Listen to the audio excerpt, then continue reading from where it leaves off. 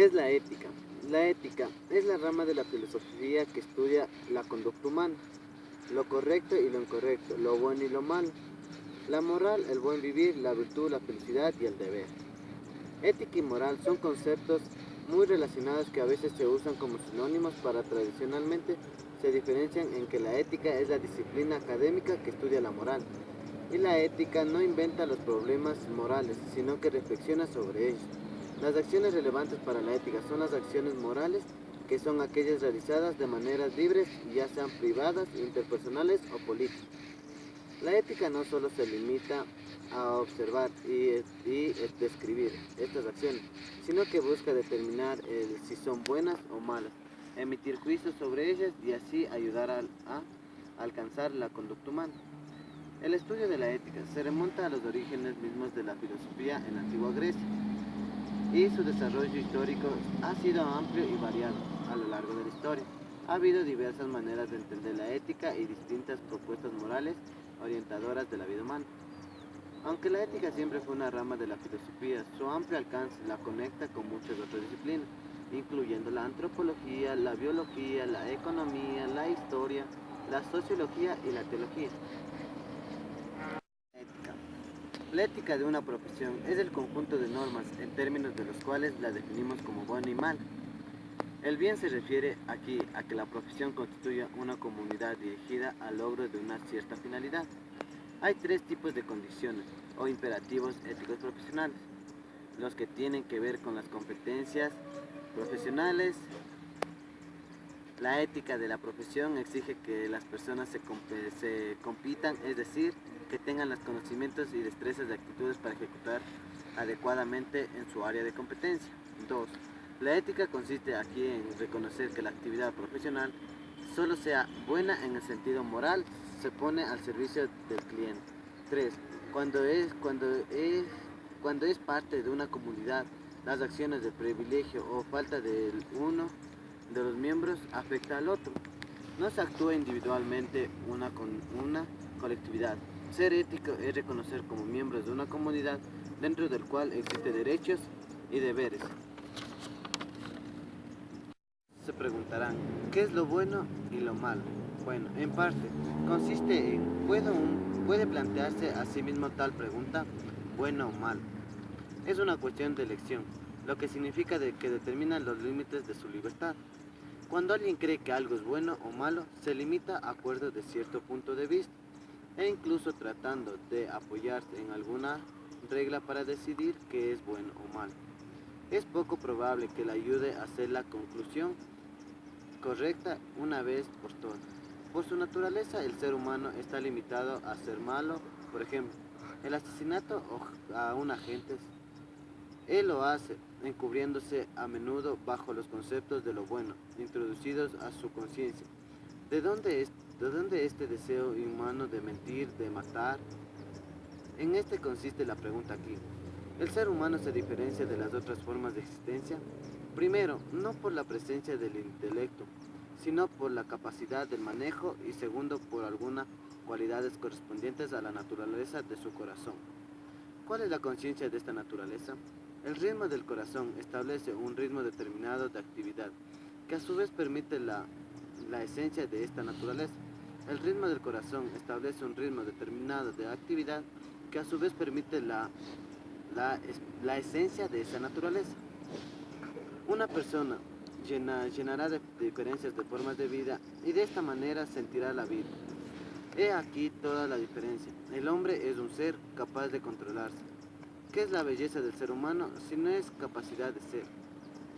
Al faltar esta habilidad, falta también lo humano. Al mismo tiempo, todas las normas es lo que hay algo malo. Está inventada por las cualidades animales del ser humano, o mejor dicho, como un intento de liberarse de ellas. Las normas o reglas, en este caso, son una instrucción que llama a ciertas técnicas de seguridad para prevención de la animalización. Así que no es sorprendente que en los diferentes pueblos estos conceptos son diferentes. Si pudiéramos relacionar, analizar y entender nuestra filosofía y de qué se derivó el ritmo de una u otra cultura, entonces determinar por qué en alguna cultura es bueno y en otra cultura es malo, pero para otros era todo lo contrario. Sería mucho más fácil. ¿Qué es la felicidad? Todos buscamos la felicidad, pero ¿realmente sabemos lo que es? ¿Cómo podemos llegar a ella? ¿En verdad se puede alcanzar? Desde mucho tiempo atrás, esta búsqueda ha sido inevitable y muchos filósofos han querido dar respuesta a estas incógnitas. Entre ellos el gran Aristóteles, quien a partir de su obra Ética Nicomaica nos muestra lo que para él es la felicidad y nos dice la manera que puede ser alcanzada. Hacer el bien se caracteriza por ser algo propio y difícil de erradicir del sujeto. Además de encontrarse íntimamente relacionada con la felicidad, pues ambos concebidos comúnmente y de acuerdo a la imagen del género de vida por cada que posee. Esta se puede alcanzar con esto quiero decir que la felicidad depende de una historia de vida de cada persona. El ser feliz entonces se define a partir de obra del bien y de hacer del bien y además de vivir bien. De acuerdo con Aristóteles, existen tres tipos de bien, los cuales son catalogados en exteriores, en los del alma y en los del cuerpo. El fin de la felicidad se encuentra incluido entre los bienes y del mal y no entre los exteriores. Esto debido a que si se enfocara en los exteriores, entonces la felicidad solo estaría basada en la superficial y la forma de actuar del hombre. No importaría para que fuera feliz. Es porque esto que el filósofo acuerda con la creencia que se tiene de que el hombre feliz es el que además de vivir bien, obra bien. Por supuesto que no estamos extensos de las rivalidades que podamos vivir a lo largo de este camino. De lo que se trata de no alcanzar un estado de felicidad que será eterno, sino alcanzar momentos de la felicidad que hará mucho más satisfactoria la experiencia de vivir. Muchos se preguntarán, ¿realmente somos libres? Pues las personas tenemos la capacidad de decir, por tanto, la libertad es la capacidad de elección que posee el ser humano. El ser humano como ser programado se realiza un continuo proceso por medio de actos libres. Su libertad se amplía en la medida que su conocimiento aumenta y le proporciona nuevos elementos de juicio a la hora de elegir. El ser humano no cesa de adquirir conocimientos, de rectificar actos, sino que se encuentra en continuo proceso de humanización. Con lo que ya he dicho, yo os formulo la siguiente pregunta. ¿Es libre un pájaro cuando hace un nido? ¿Y el león cuando persigue a una presa? Los animales hacen solo lo que el instinto les dicta, no son realmente libres, no son realmente libres.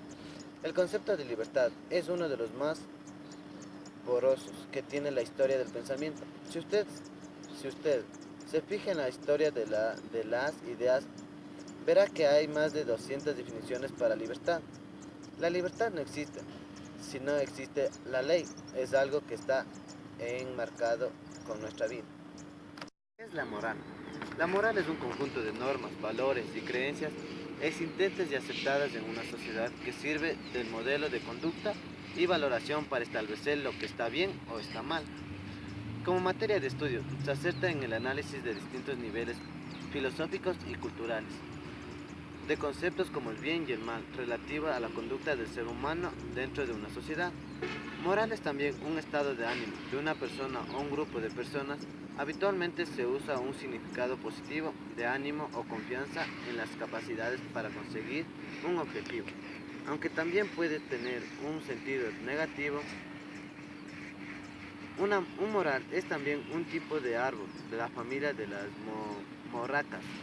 Como adjetivo moral significa que algo es pertenece o relativo a lo que considera como bueno a nivel social. De un modo coloquial y género moral indica que es correcto, aceptable o bueno en relación a la conducta de la persona. Lo opuesto es lo inmoral. La importancia de la moral. La moral personal es importante para nuestro bienestar y para nuestra relación con los congéneres. Los congéneres son animales e individuos que forman parte de una misma especie. Seguir el código moral prevalecerá, nos ayudará a ser personas íntegras. Clasificación de la moral.